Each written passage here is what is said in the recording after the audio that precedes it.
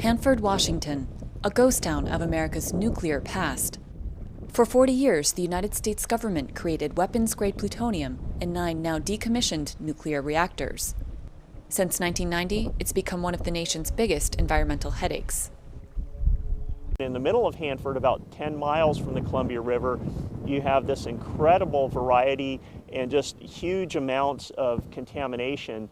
Our biggest problem is the 53 million gallons of radioactive and chemical waste in the 177 underground tanks.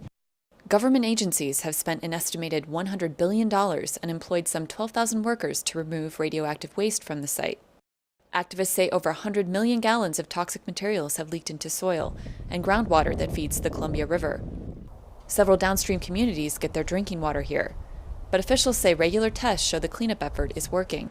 A resident who lives on nearby Nuclear Lane isn't worried.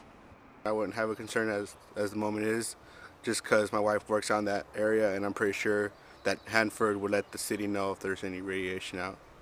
But Walter Tomasitis, a former engineer at Hanford, says the centerpiece of the cleanup, a waste treatment plant that will stabilize radioactive material for storage, is flawed, bloating the budget by $8 billion.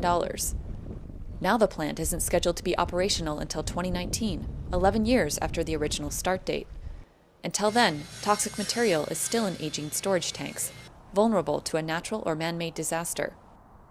If we have an event here that leads to leakage from those tanks or a vapor release into the atmosphere, this river,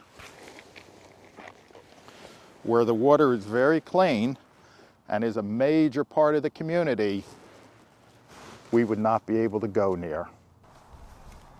Residents near Hanford may take pride in the role they played to advance U.S. might during the Cold War, but now they are left with its legacy, a huge environmental disaster that the government hasn't yet truly learned how to fix.